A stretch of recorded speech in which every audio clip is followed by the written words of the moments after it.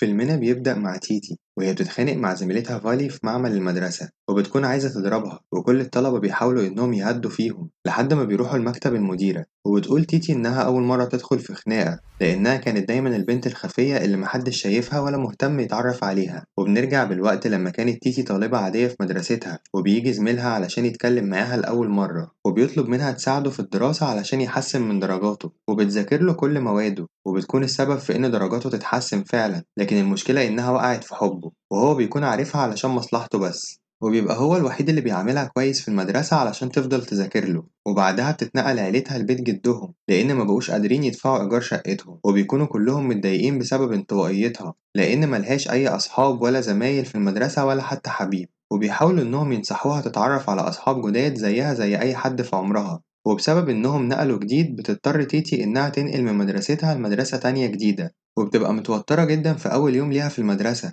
وبتتعرف على دافي زميلها وبتتخيل إنها ممكن تكون صديقته وتخرج معاه لحد ما بتشوف زميلها في الفصل إيريك وبتعجب بيه أول ما بتشوفه. وبيسألها عن اسمها فبتقوله تيتي، بس بتتريق عليها فالي حبيبة إيريك وبتقولها إن اسمها قديم جدا ومحدش بقى يسميه دلوقتي، وكل واحد بيقعد في مكانه. وبتتعرف تيتي على زميلتها سام واللي كانت فاكراها هتبقى صاحبتها لحد ما سام بتغلط وبتقول لها إن جدة تيتي هي اللي قالت لها تتعرف عليها وتبقى صاحبتها. فبتتضايق تيتي من اللي بتعمله جدتها وبتروح تتخانق معاها. وبتفضل تيتي طول الليل تتفرج على صور إيريك زميلها، وبتروح تاني يوم المدرسة وبتزود في العطر اللي بتحطه لدرجة إن العطر بتبقى ريحته منتشرة جدا، وبيعاني إيريك حساسية منه. فبتفكر إنها تخرج بسرعة من الفصل بس بتخبط في فالي غصب عنها وكل الآيس كريم اللي مع فالي بيقع على ظهر تيتي. وبتيجي سام تديها تيشيرت من معاها علشان تلبسه في الحمام، وبتروح الحمام علشان تغير، بس بتكون فالي وصاحبتها ريكس موجودين في نفس الوقت وبيتكلموا عنها وبيقولوا إنها شخصية بتحب تلعب دور الضحية، ده غير إنها عايزة تسرق إيريك منها.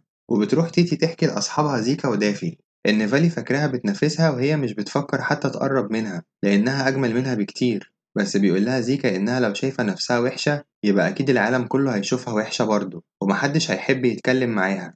وبتروح البيت وهي متضايقة إن فالي فاكراها بتلعب دور الضحية، وبتحكي لجدتها اللي حصل. فبتقولها جدتها إنها لازم تهتم بنفسها وبشكلها أكتر من كده، وده لأنها مهملة في جمالها. وبتقرر جدتها إنها تحاول تساعدها تبين جمالها شوية، وبتهتم بيها وبتعمل لها نظام أكل جديد يحسن من بشرتها وجسمها، وبتخليها تشارك معاها في فصول اليوجا بتاعتها. وبتروح بعدها لمدرستها وبتسمع من إيريك إن ليس صاحبة فالي هتعمل حفلة في بيتها، فبتحاول بأي شكل تفتح كلام مع ليس علشان تعزمها على الحفلة دي، لكنها ما بتديهاش اهتمام ومبترضاش تتكلم معاها. فبتروح تسأل دافي وزيكا لو كانوا يعرفوا حاجة عن حفلة ليس، فبيقولوا لها إنهم ما يعرفوش أي حاجة، وكمان هما مش بيتعزموا على حفلاتها لأنهم مش صحابها وهي أصلا ما بتعزمش أي حد. وبيركزوا في الحصة بتاعتهم، بس بتقول لهم المدرسة إن هيبقى فيه بحث علمي هيتعمل، وبتطلب منهم يكونوا مجموعات من 4 أفراد، وبيكون دافي مع زيكا وتيتي في مجموعة واحدة وباقي لهم فرد كمان. فالمفاجأة بيجي لهم إيريك وبيقول لهم إنه عايز يبقى معاهم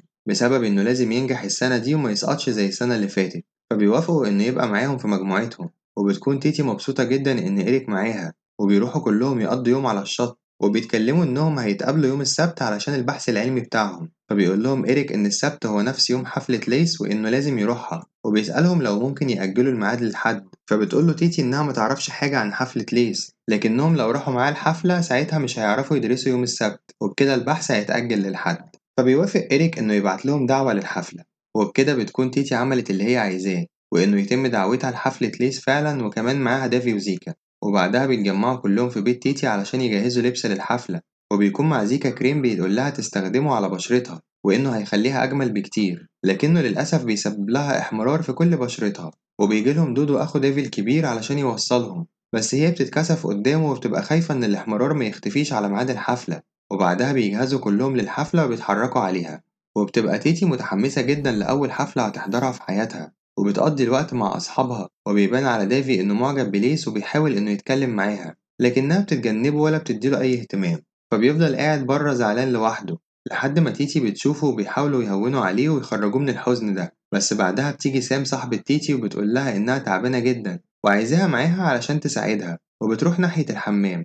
وبتقول لتيتي إنها هتدخل الحمام وعايزاها تقف بره وما تخليش حد يدخل وراها علشان هي مش عايزة حد يشوفها وهي تعبانة. وبتصدق تيتي وبتفضل تحرس باب الحمام من بره لحد ما بتلاقي فالي جاية عليها وعايزة تدخل الحمام لأنها متأكدة إن إيريك مع سام جوه وبيخونها. فبتمنعها تيتي من الدخول لأنها مصدقة سام، لحد ما بتلاقي إيريك فعلا خارج من الحمام مع سام، وبيقول لهم إنه كان في الحمام وسام دخلت عليه صدفة وما حصلش حاجة بينهم. بس فالي ما بتصدقهوش وبتكون واثقة إن سام بتحاول تخطف حبيبها منها هي كمان، وبيرجعوا كلهم يكملوا الحفلة. وتيتي بتشوف فالي بتتكلم مع ليس وبتقول لها إن المدرسة كلها أغبياء والطلبة بيغيروا منها لأنها أحسن وأجمل منهم. فبتتدخل تيتي في الكلام وبتسأل فالي هي ليه بتكرهها وبتعاملها وحش، فبتقول لها إنها بتحاول تسرق حبيبها منها، ده غير إنها مملة ووحشة وملهاش لازمة، وكمان بتقول لها إنها عايزاها تمشي من حفلة صاحبتها فورا. فبتروح تيتي تعيط لأصحابها وبتقول لهم إنها عايزة تمشي فورا من الحفلة دي، وبيوصلها دودو لحد باب البيت وبيكون معجب بيها، لكنها بتتكسف إن تتكلم معاه وبتطلع بيتها بسرعة. بس بتتفاجئ إن أهلها كلهم باصين عليها من البلكونة وهم مبسوطين بيها إن أخيرا بقى ليها أصحاب حقيقيين. وبيتجمعوا تاني يوم في بيت دافي وبيبقى معاهم إيريك علشان يجهزوا للبحث العلمي اللي هيعملوه سوا. وبتعرف تيتي إن إيريك انفصل عن فالي في الحفلة وبتكون مبسوطة جدا.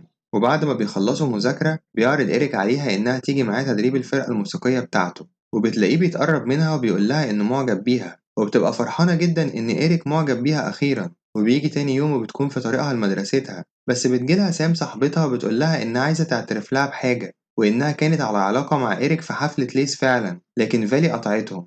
فبتفهم تيتي إن إيريك بيلعب بيهم كلهم وبيستغل شهرته إنه يتعرف على بنات ويعمل معاهم علاقة وخلاص. وبتروح تقابله في المدرسة وبتقوله إنها عرفت كل حاجة من سام، فبيقول لها إنه غصب عنه وإنه بيحب التجديد دايما مش ذنبه، وبيتكلم على أساس إنه مش غلطان نهائي.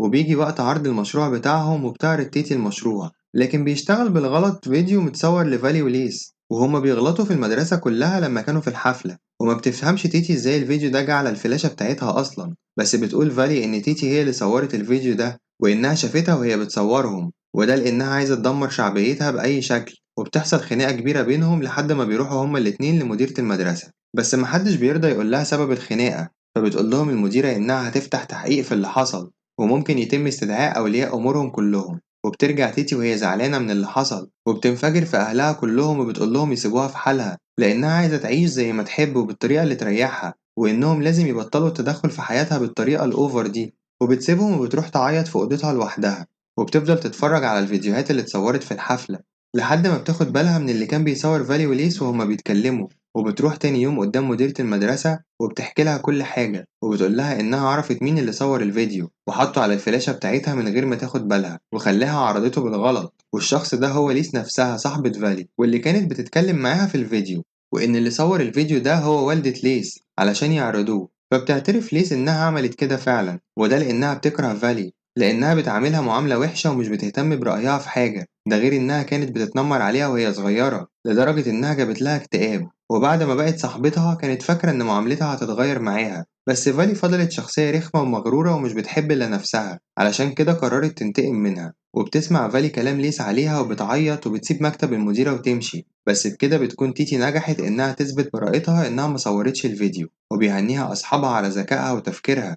وبتلاقي إن فالي جايالها علشان تتأسف لها على معاملتها ليها، وبتقول لها إنها دايما كانت بتخاف حد يتنمر عليها، علشان كده بقت هي اللي بتتنمر الأول بسبب خوفها، واستمرت على كده لدرجة إنها اتحولت لوحش في عيون كل زمايلها، حتى صاحبتها القريبة بقت بتكرهها. بتحاول تيتي إنها تهون عليها وبتحضنها، وبتقدر إنها تخلي ليس تصالح فالي، وبترجع تيتي تعيش أسعد أيامها في المدرسة، وبتتحسن حياتها وحياة أسرتها من تاني، وبيقدروا إنهم يتنقلوا لشقة لوحدهم من تاني. وبترتبط ديدي بدودو بعد ما بيتنقل لكلية قريبة منهم علشان يبقى جنبها، وبيقضوا سوا أجمل أيامهم. وبس كده، لو عجبك الفيلم متنساش تقولي رأيك في الكومنتات وتعمل لايك واشتراك لو لسه ما اشتركتش وتفعل الجرس علشان يوصلك كل جديد. سلام عليكم.